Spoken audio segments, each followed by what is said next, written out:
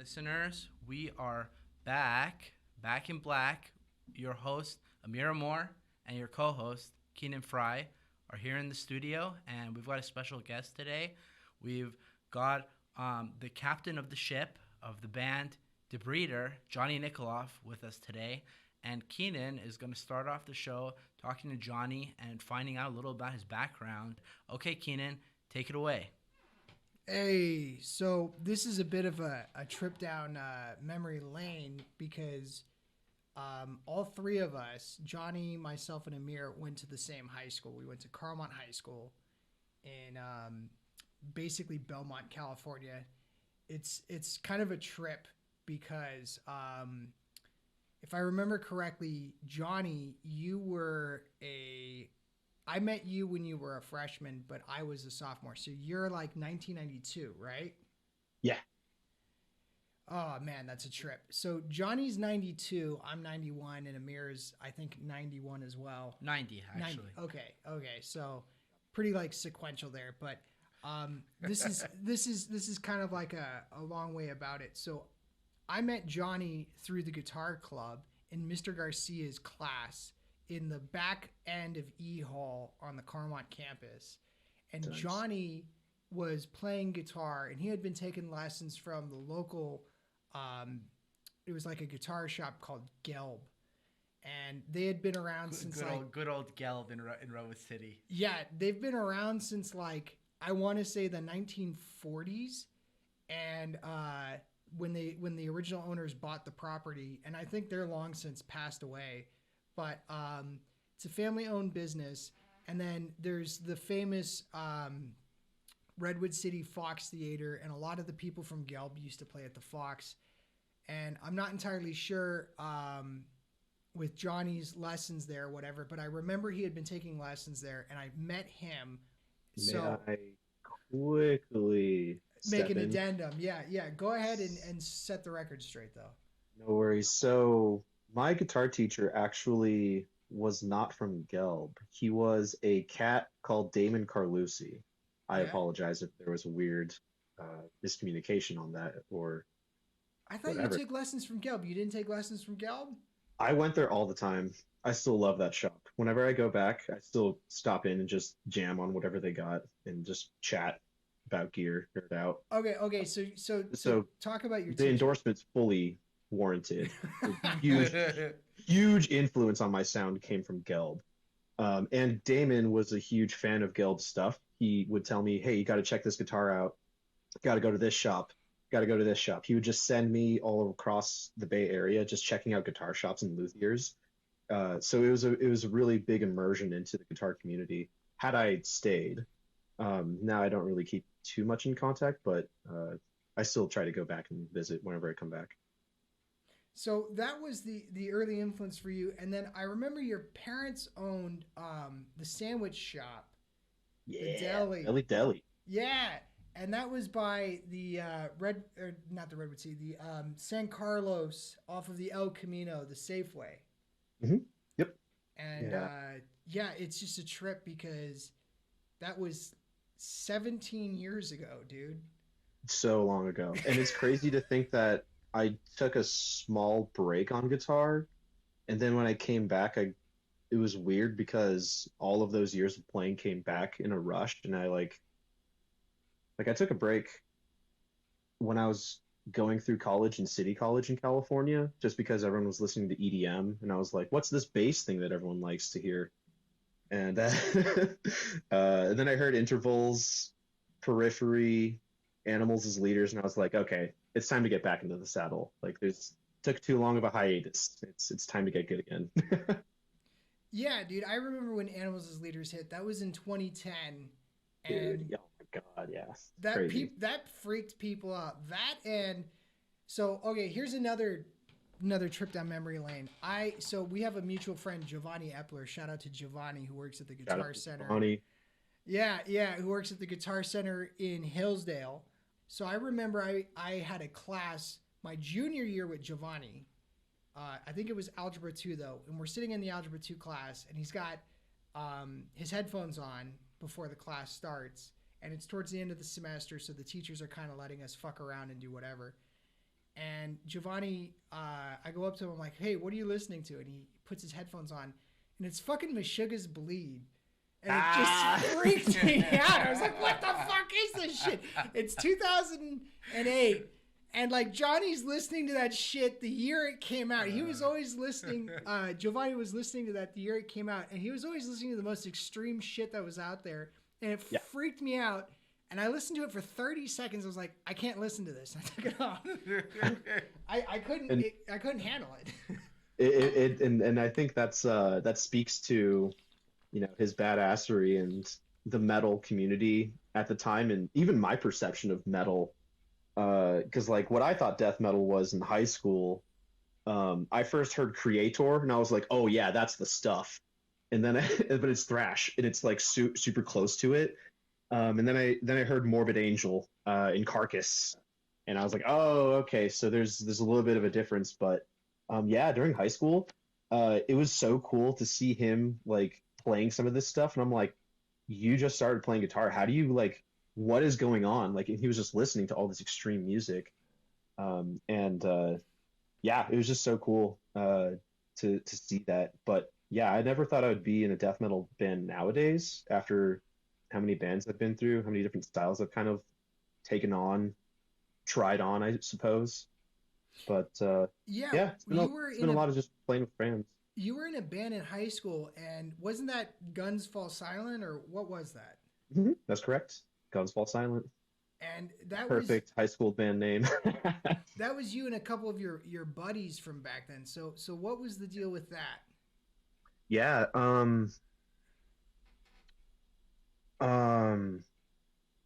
gosh, Will Davenport was the first drummer. person that approached me, because I think I don't remember how we met actually, but someone introduced us, and he was like, yo, you play guitar, let's jam sometime. And we jammed, and then we started a band. CJ Huntsinger, he's now doing electronic music. Car Zinger, shout out to Car Zinger. He's just doing like music production and stuff, helping out his community. I'm really happy to see it. Hold on, that's a badass name right there. Yeah, too. I know. CJ did Car Zinger. Car Zinger, dude, so good. Yeah, it's good stuff. He's a local cat, and I'm not exactly sure what he's doing nowadays. Well, where he's at nowadays, but he's doing that. Yeah, and then Honoree, she was our first singer. And then Evan, they no longer go by Evan. I need to go back through my contacts, because it's been a long time since I've talked to them, and yeah, took a trip down memory lane. But yeah, we were a tight little 4-piece, and then we eventually had a girl named Nicole Hall. Yeah. But she was the singer. You guys had a pretty early project, and you guys did shows, and Yeah. that was like when you were like 14 or 15. Yeah, that was like within the first 5 years of me playing guitar. By the time I got to high school, I was starting to actually get good, because I was getting out of learning AC/DC, really early old Led Zeppelin, and I started getting more into Ozzy Osbourne. Crazy Train. Both Ozzy Osbourne and Black Sabbath, Pantera, Van Halen. Eruption. Oh, dude. Oh, yeah. I think I played Eruption a lot in high school, and I think that's why I remember this rule in Guitar Club. It was no tapping. It was probably because of that song, honestly. Because everyone was just like, no. Everyone's like, okay, not everyone can do that. It was no tapping and no pinch harmonics. Yeah, because not everyone could do it, and I was like, okay, fine. Yeah. Don't make the poor lesser guitarists feel bad, John. No, it was funny though, because everybody has those early memories of what got them hooked on it. Oh yeah, just listening to old recordings, listening to Randy Rhoads, and it was also hearing guitar legends just play solos for like 20 minutes. That was super inspirational for me. Yeah. There's a video of Van Halen playing a guitar solo for 30 minutes, and I think I would attempt to jam with it or practice just that solo after I would go home from school. Like, I'd do math homework and then just start nerding out on guitar and just play that video and just try to play. My sister probably could also talk about how much she's heard me just playing the same thing over and over and over and over. That's just practice, you know. You just gotta find this thing and attain this sound for yourself, so it's satisfying to play, and yeah, and then you start messing around with it and you start doing really weird, wacky stuff. So now let's transition a little bit. So you went to college in Utah, and that's a pretty big shift going from the Bay Area, California, to like the heart of Mormon country. You know, Yes. like the Book of Mormon and South Park and all that. Yeah, it's pretty accurate. Yeah, you're out in the salt flats. You go from like the hills of the Peninsula, Bay Area, San Francisco, and all that to just like the salt flats. I mean, Yeah, so I changed decks from forest and water to mountain and swamp. yeah, it's Pretty much, you're landlocked. I mean, so I'm landlocked. Yeah. what was the reason for that? Mostly skiing. At the time when I was leaving, I was kind of getting out of guitar and listening to other stuff, just hanging out with friends, enjoying not really being in high school, kind of dicking around in college, not gonna lie. I should have seized those times. So I was having fun. And I just wanted to ski. I just wanted to get my education done. And I was partying so much that my dad was like, "Okay, you gotta either continue your education somehow, or you gotta find your own way to live." So I was like, "All right, I'll go to college." So I was very gracious and very fortunate to have a lot of support and just kind of picking where I wanted to go. But I didn't want to pick somewhere that was too crazy, and I found Ogden because I knew that the Olympics was hosted in Salt Lake City. So I was like, well, that sounds like pretty good snow. So I'm gonna go there and ski. And Ogden has Powder Mountain, which is like one of my favorite mountains. It became stomping grounds for a long time, but I don't ski too much now because it's more focused on music and just promoting shows, getting the word out, working on stuff like that, working with Yeah, music. and it's interesting because the Salt Lake City scene is known for some death metal. One of the bigger bands that's known that maybe some of the listeners will have heard of is Chelsea Grin. But you mentioned a few others like Cult Leader and Car Bomb, and maybe you want to talk briefly about the scene. Oh, absolutely. Yeah. So um, the scene itself has heavy punk roots. I'm sure your listeners probably are familiar with the history of punk in Salt Lake City history. Hardcore, right? That's where the X Hard, came from. goddamn right, and it stayed hardcore. It's not as destructive, like physically. It's not like breaking things, but it's just as heavy and Why if don't not even more hardcore. why don't you give me a second to ask something? Yeah. So hardcore, not everybody kind of knows like what that is. Yeah. So like why are you If you take punk, go faster, but with the same riffs. It's like my image of it is a mix between punk and thrash metal, yet they know what a breakdown is and they can write breakdowns. I love music. I love every kind of music, but recently I've really started to get into this thrash metal music. I don't know, there's something about it, man, that I just can't let go.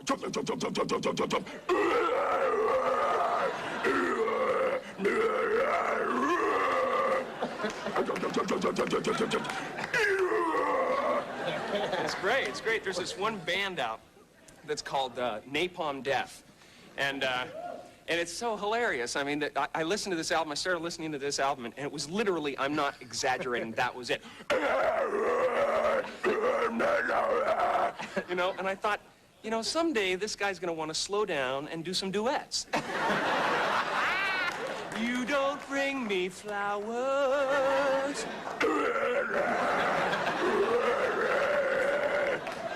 I'm a little bit country.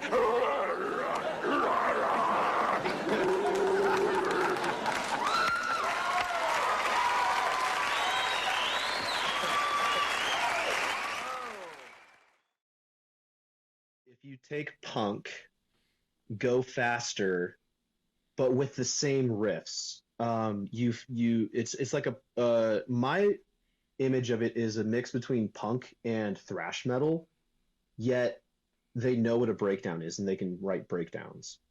Because the hardcore scene, if you go faster than hardcore, you get into power violence, which is a new genre that's kind of in the grindcore subgenre. Yeah, that's like Pig Destroyer and stuff like that, almost. Yeah, local bands that are holding it down right now are Narc, Ribbons, Buckskin, and they're literally just hosting shows in the back of their garage, and just yeah, it's fucking sick. We got to play for Deconsecration from Seattle. They just came in and just played their garage, and it was tons of people, tons of kids, all ages. So there's a lot of local kids that are like liking it. The kids love this shit. The local scene of just like high school kids that just come to like all ages metal shows. It's lovely. It's awesome to see because they're into it and they're accepting of all different genres, all different subgenres of death metal. And it's super cool to see them get involved and just be excited for new music. So that I will give him a full shout out later, but yeah, they're that the whole power violence community and the punk community is still alive and well and still very active. And I think something that's kind of pulled me towards them is like their political activism. When something happens from like a local legislature level, they'll actually start posting like organization efforts to say, hey, let's go meet at the Capitol this time and just protest in opposition to whatever is going on. And I think that's kind of something that spoke to me, I guess, as I started getting more into the genre, because it just, I don't know, it just made me feel validated and caring about things that are just outside of my control, you know? So it's a very supportive community because everyone legitimately cares about each other and supports each other. And it's not like a corporate community where it's like, oh, your community. Not to say like the place I work at has any of that. It's just when you see large companies just saying like they're a community, but they can't pay their workers, right? That's like a break of trust versus everyone just coming together and putting shows together, supporting each other, putting each other on shows. We've had massive support, for example. Like we're a death metal band and we've had the power violence scene. There's a lot of all of the crossover, hardcore it scene just sounds like. have us on shows. Oh, go ahead. Sorry. There's a lot of crossover, it sounds like. We're going to get back to that in just a minute. We're about to hit the first break, and we'll get back to that when we come back. Thanks, Johnny. Thank you.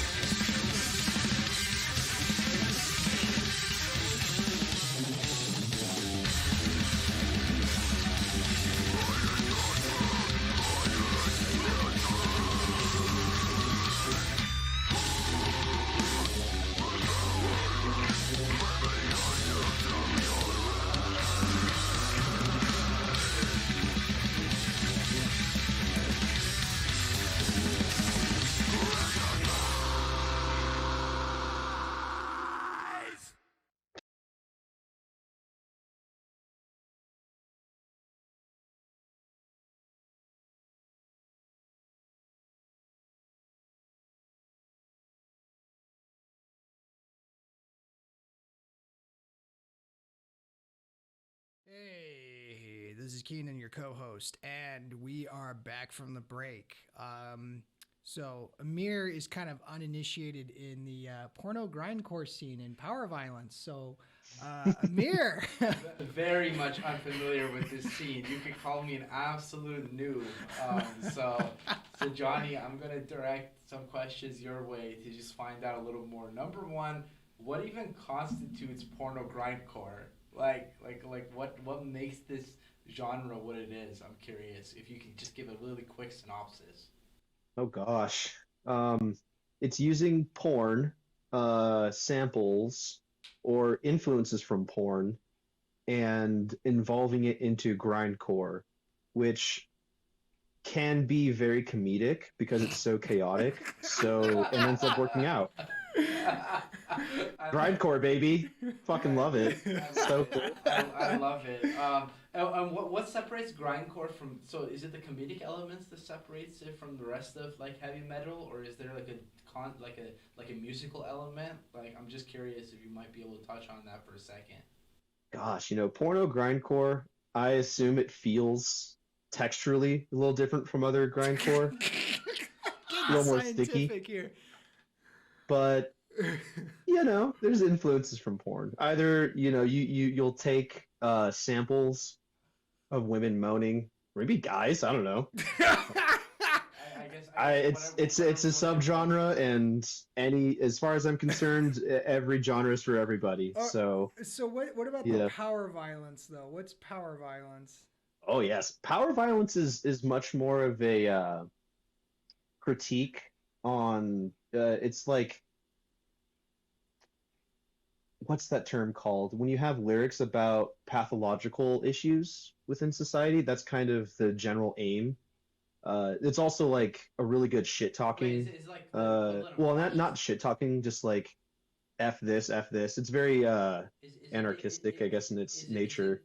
But power violence, as far as I know right now, is more of like looking at the things that some people face all the time and just giving it air to just let other people know, like, hey, I'm also feeling this way. Oh, okay. So it's like call to the masses type thing. Okay. Yes. I see. That's cool. Yeah. It's super fast and very textured. It's like if you were to take sludge, or like old Black Sabbath tone and just throw it into like a punk grindcore type of tempo. It's very, very textured, and there's a lot of overlap between grindcore and power violence, to where the General Violence Conference in Salt Lake City that's hosted by our community, they have grindcore bands come play. So there's a lot of intermingling with that scene right now. And it's a great thing. I saw it last year, and Disease is one of my favorite bands from can't remember where they're from, but shout out to Disease. They're brutal, two-piece. Nice. Super brutal. So it's very political. What does the X on the hand represent for the genre? What is what? The X on the hand that some of the members wear. Ooh, I am not too sure. The black X, the hardcore symbol. Oh, I think that's straight edge hardcore, actually.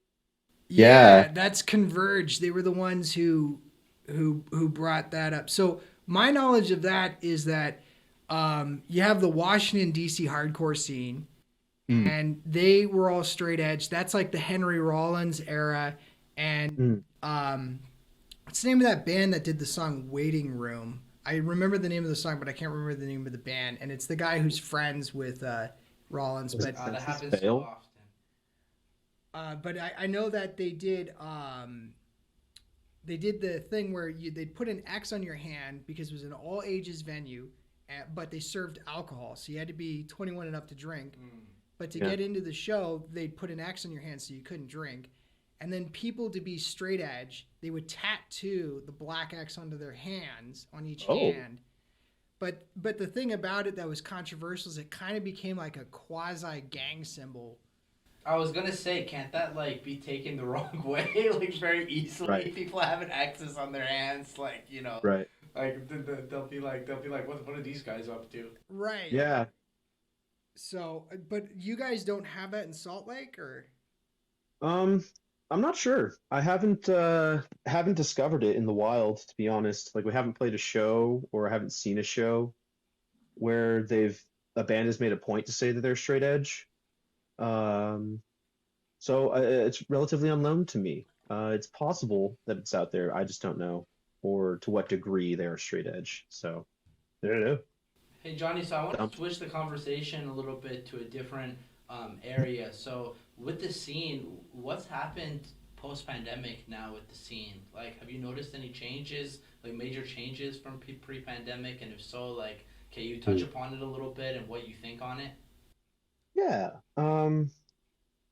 I won't lie. Over the pandemic, I went into hyperbolic gravity chamber mode, and um, so before the pandemic, I was familiar with the jazz rock scene because I was in Morgan in the Mountain playing bass for Morgan Thomas and the myriad of musicians that we have. I'll give them all a shout out soon, well, later.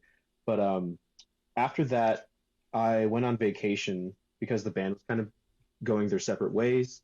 And I was like, okay, well, um, I really like what Archspire is doing. I'm really inspired to write in that direction. And at that time, I met my drummer.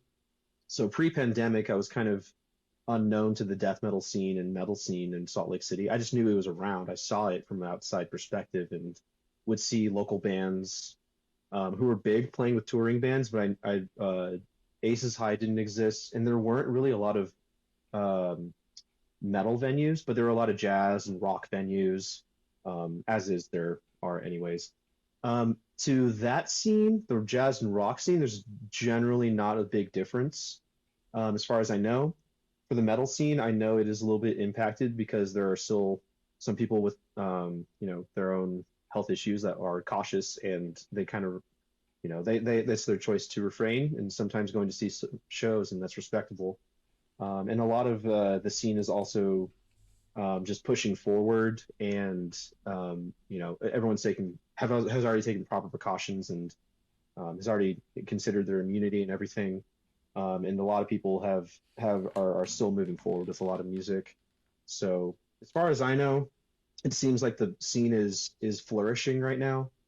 A lot of bands that I've seen in the local community have also had bands that they've quit. There's been a lot of changeover, and I think one of the best examples of this is one of my early recent best friends, Max Muscolino, my bass player. He still plays in jazz gigs and everything. He's been playing jazz all his life and bass all his life, but he made the transition from jam rock and like some country stuff over to death metal, and that's that's for a lot of reasons, but it's also because it's just everyone kind of feels like they want to go in their own directions. Some people have used the pandemic to focus on their writing ability, their playing abilities.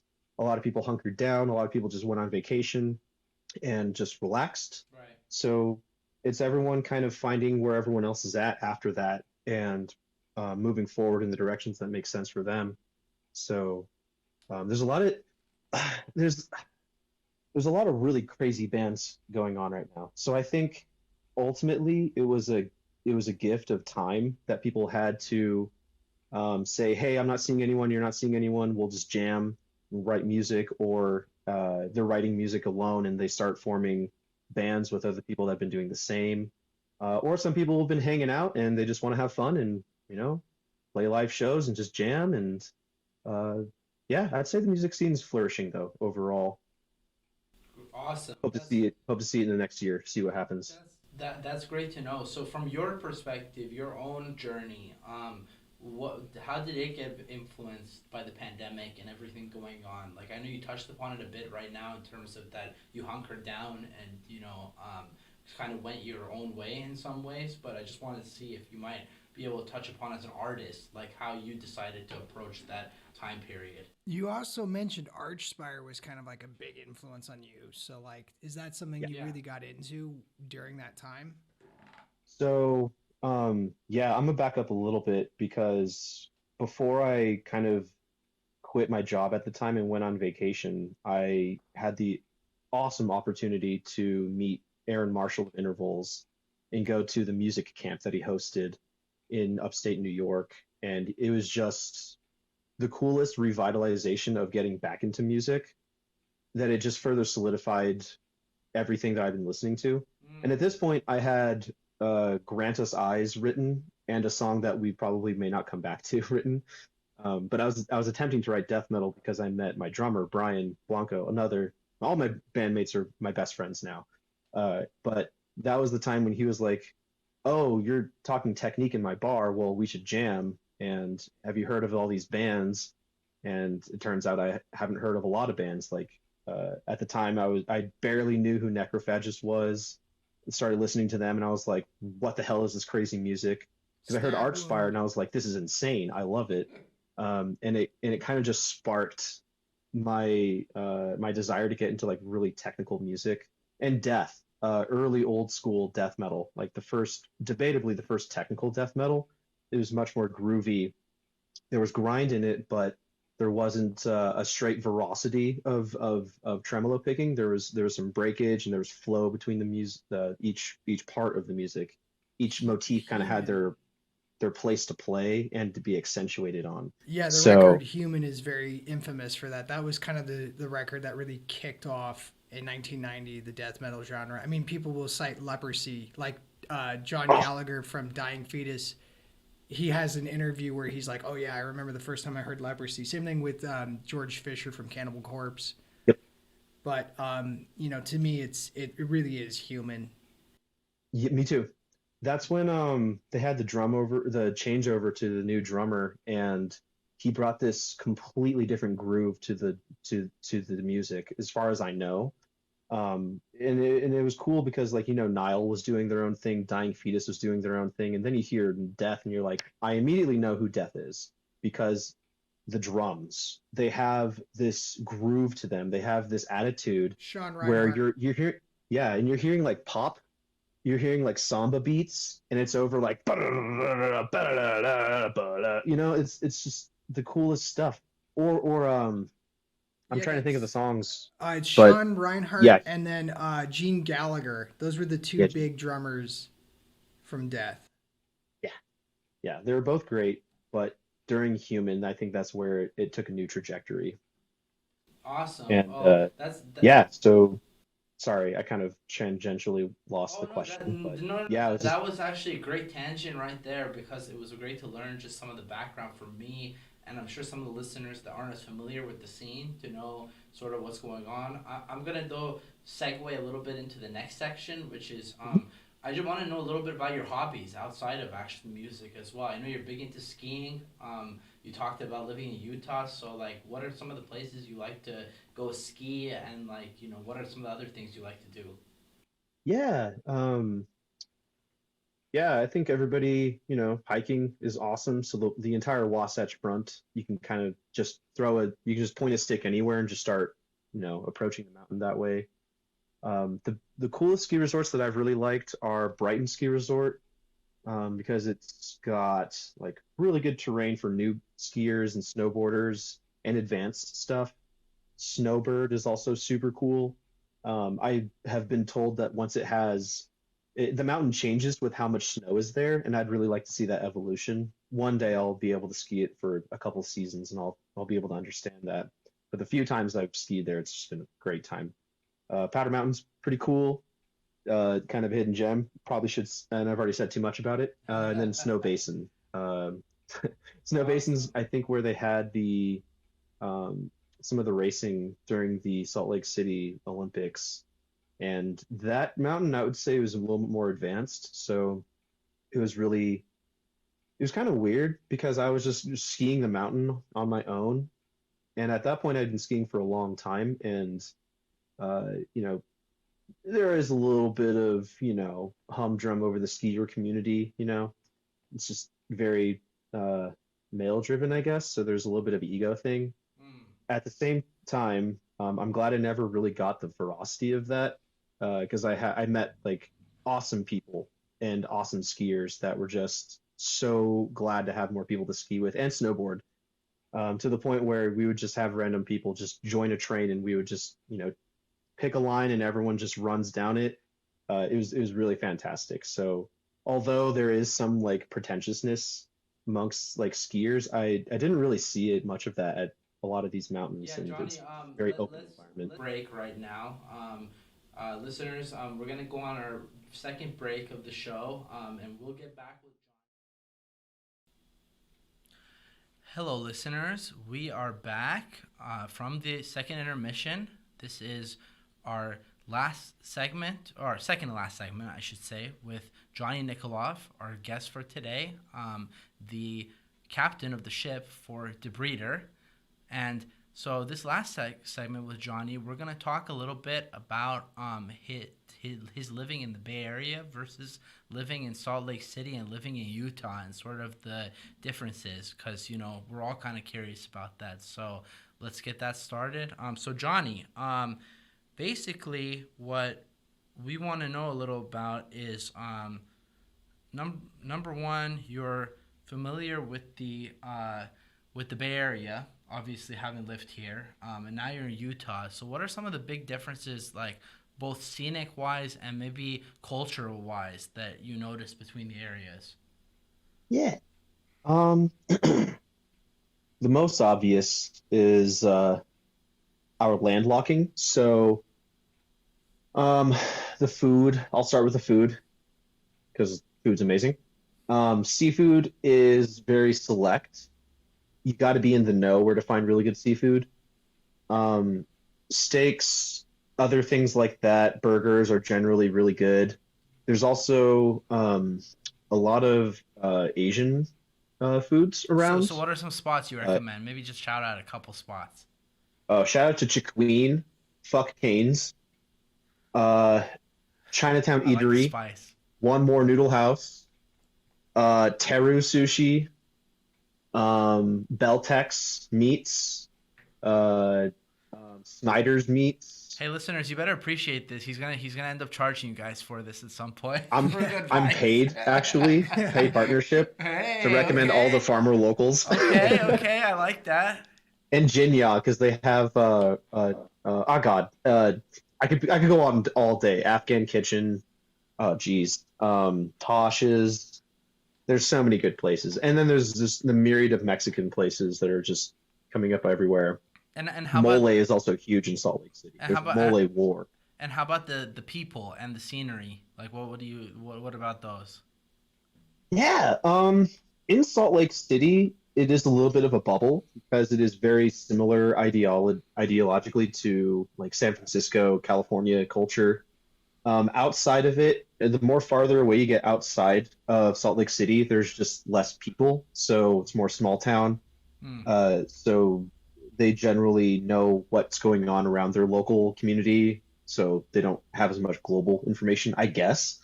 Yeah. Plus, there's just but there's a really strong appreciation for nature amongst everybody who you talk to. Yeah, you spend a lot of time talking about you love the skiing and you went out there to Powder Mountain and you love the various hiking areas. What are some of the parks you like to visit? Yeah, honestly, just the mountains of Ogden are pretty nice whenever I'm up there. Then there are Bryce Canyon. I can't remember the national forest, but it's in the middle of Utah. You got a forest in the middle of Utah. Never Yeah, knew high that. desert. It's crazy. Yeah. I think it's Dixie. Oh no, that may be closer to like eastern. And that's also beautiful. Duchesne County is Have you been also to pretty Arches? crazy. There's also Moab, where if you want to see some Mars-looking sand, go to Moab, Zion. Yeah, I've And been then, to Zion and to Arches, and I also went to what was the one? What's the one with like the clay, like the red clay? Do you know which one I'm talking about? There's one that's like they have Like like Bryce Canyon, I think. Oh, okay, it is Bryce. Okay. I think so. I could be wrong, but they have the cryptobiotic soil that's like ancient, and they're like, this is what it looks like. Don't step on it. It's way older than any of us. Prehistoric soil. It's so cool to see. And you're like, you're so ancient. Your soil growth, cool. I don't know. I love it. Yeah, it's beautiful. It's a beautiful state, all year round. It has all the 4 seasons. I think that's what really kept me out here. I love the ocean. I love getting access to the mountains in the Sierra Nevadas. But I like just being stuck in the mountains. We also have 4 seasons in the Bay Area. I go there every once in a while to go to the hotel. But yeah, in the winter it's like in the mid 50s, low 50s, and then in the summer you get the heat and all that. Yeah, California, we got the 4 seasons, of course. Well, Yeah. What happens is you have the humidity, so you still experience it, but it's not the extreme of the weather. Like, I think it's only snowed at the peak of Coit Tower And a Mount very Diablo. handful of times in San Francisco, but it's at that right elevation and humidity to where if it gets cold enough, it'll still snow. What about you guys? How much snow do you get on average? Like inches? Yeah, 100 to 200 inches in the mountains. Snow doesn't generally last too long on the ground. The storms generally at most they'll get up to 2 to 3 feet intervals, and other times they'll just go up to 11 inches or 6 inches, and it melts by the next day, or melts into the next day. So, yeah, the summers here really do suck. That's the only thing I don't like about it, because I like colder weather and it gets to 100 degrees or 100 plus, and it's nice that it's dry, but it gets so hot during the summer. That's the only thing I would go back to California for, is the summer, because it's nice. That's when you need Lake Tahoe to go just jump in. Yeah. Freeze your butt off. So the hottest I've ever been in. So I spent my youth growing up on a houseboat out in Lake Shasta, Redden County, and that's an area outside of typical California that people know about. But you go out to Redding and the dark side of California. Yeah. So you go out to Redding and you go to Holiday Harbor, and the dock's aluminum, right? So it's 117 degrees out, and so it feels like a hot hair dryer is just on your neck.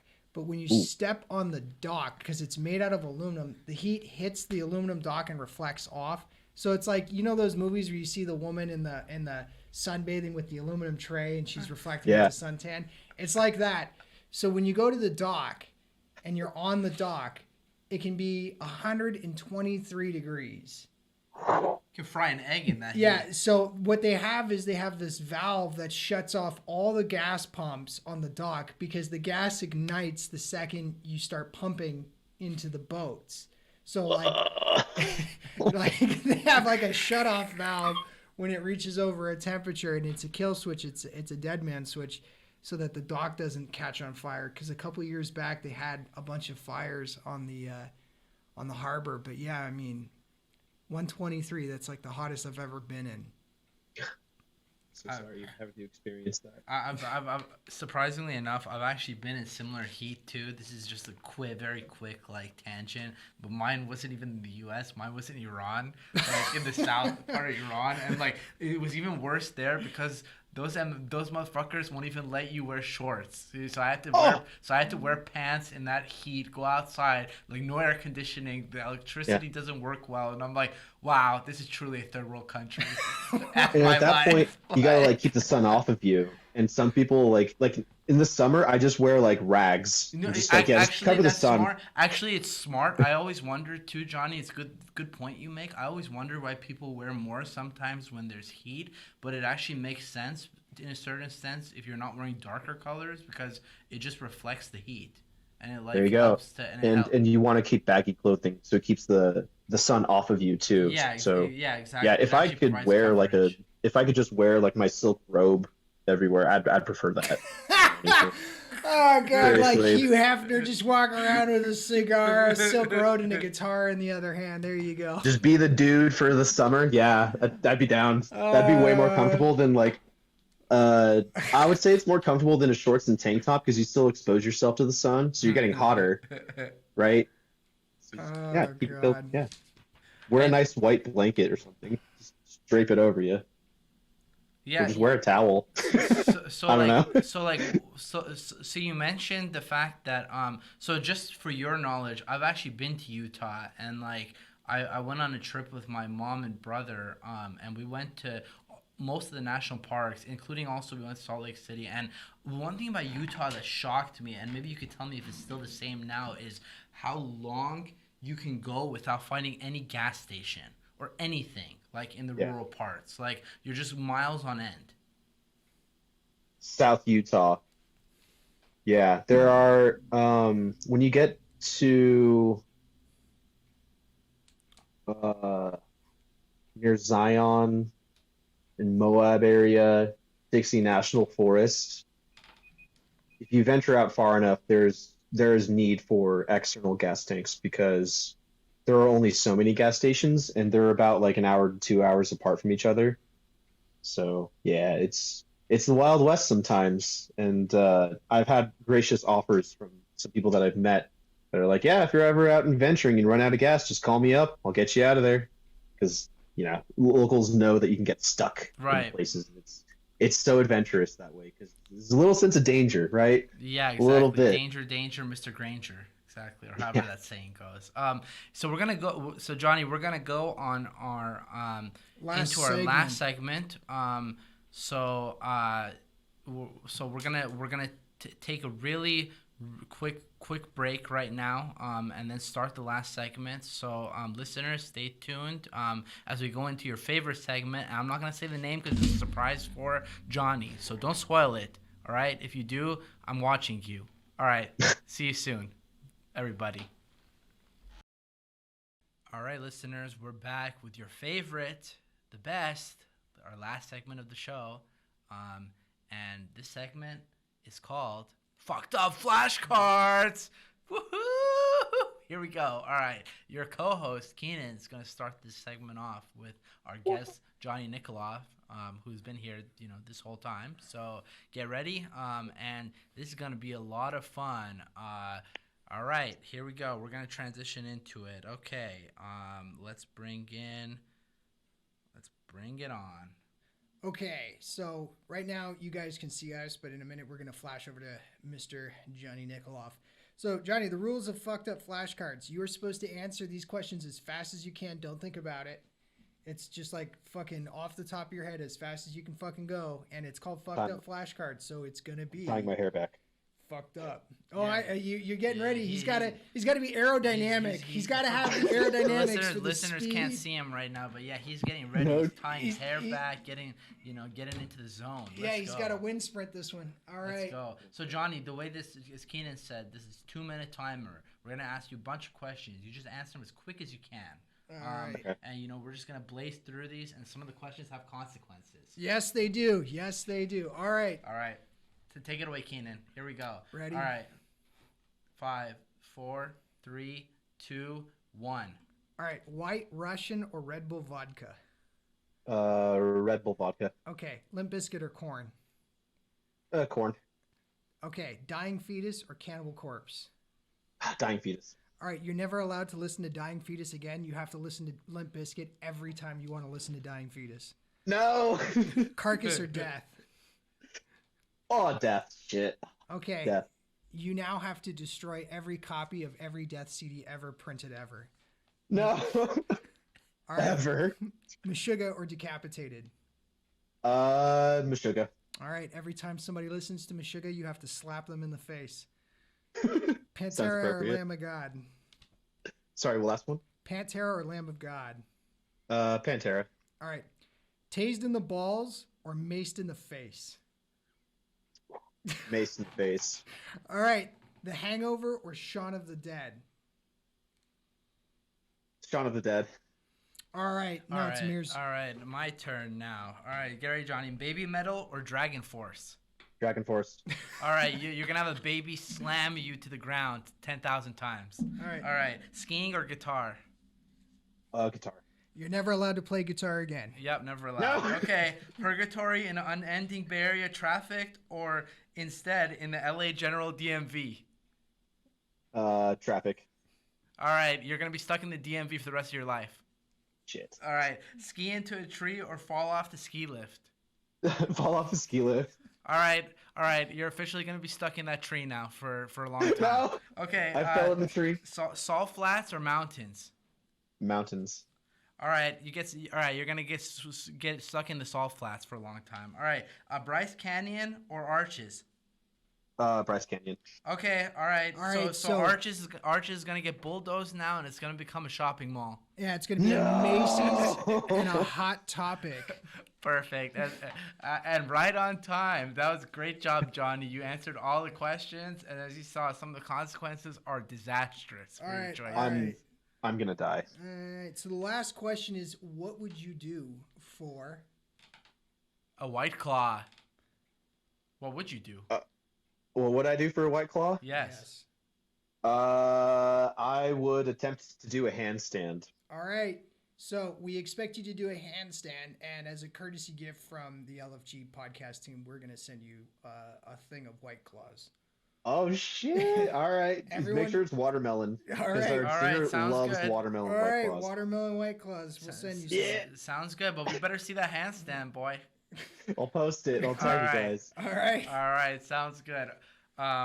Okay, well then that concludes this episode with our special guest Johnny Nikoloff, everybody. We got one last thing though, Johnny. We offered you the chance to do a quick shout out. You had some friends that you wanted to mention and name.